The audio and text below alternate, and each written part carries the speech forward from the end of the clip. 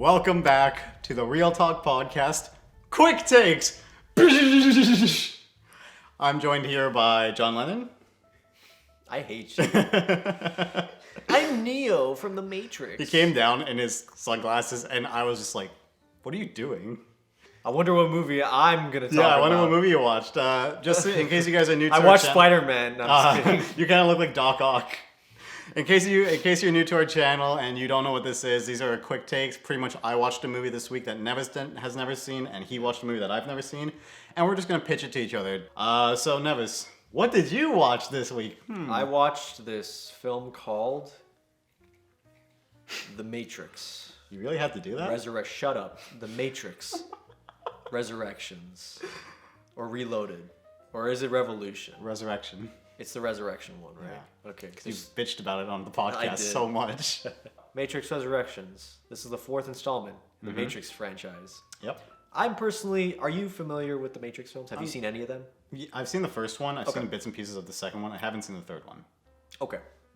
It's very confusing to describe because there's moments in it that, okay, at the end of the day, I both thought it was the most interesting and the most boring of all the Matrix films. There's ideas in that movie that I thought were interesting. Execution-wise, I did not like. Spoilers will be happening.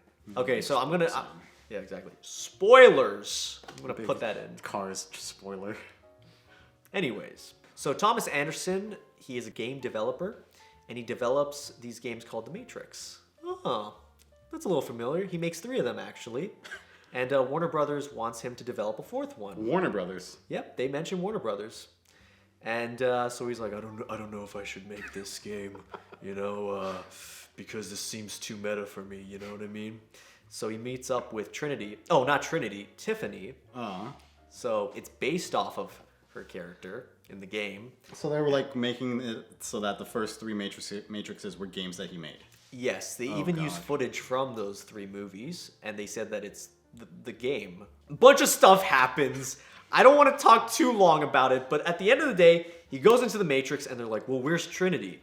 And it's, no, Tiffany's still in the fake world or whatever. It's like, no, we need to bring her back and stuff like that. A therapist, played by Neil Patrick Harris, and he's like, oh, Thomas, you're just imagining these things that are the Matrix and stuff. It doesn't exist. Okay. Here's the twist. He is the bad guy in the movie.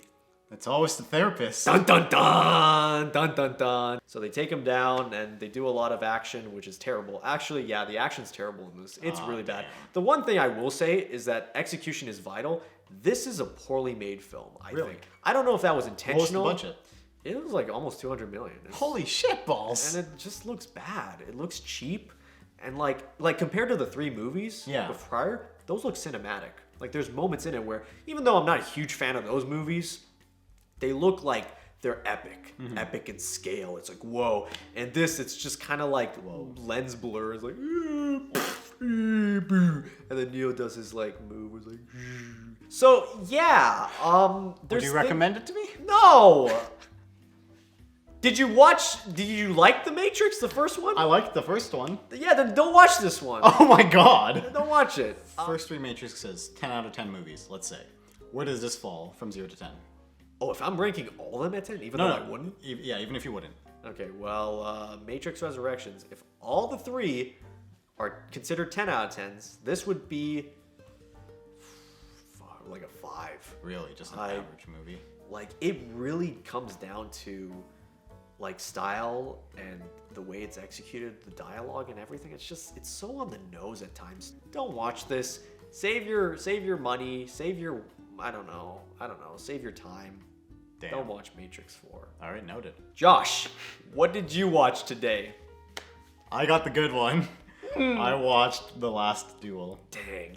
I liked the movie. I got a good movie. Yeah. First of all, performances. Oh my god. These were some of the best performances I've seen in a movie in a long time. Okay, so pretty much it takes place back in like medieval, I think, France. So Jodie Comer's character is assaulted by Jacques. Okay. And that's pretty much what starts this entire duel, because Matt Damon's like, I request a duel to the death for him to pay for his sins. Because in this movie, Ben Affleck plays Pierre, who's kind of like, he likes Jack and he doesn't like Matt Damon's character.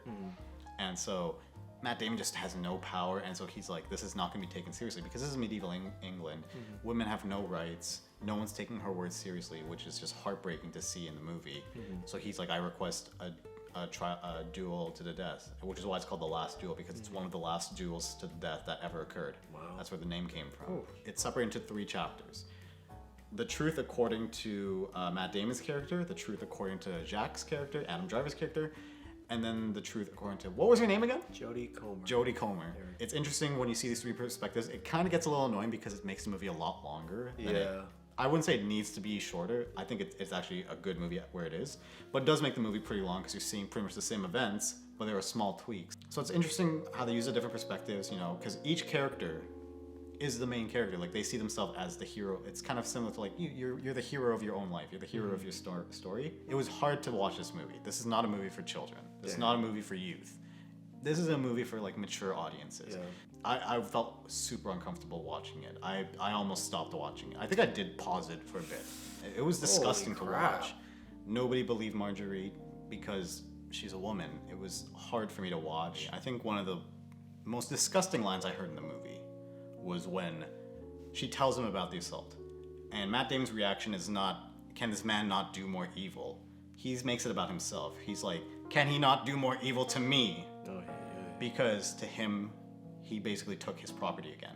He sees his wife as a piece of property, which I guess back in the day is how it was, and I'm not condoning that at all, but the story was very compelling, right? It was a very well-told story. The cinematography was amazing.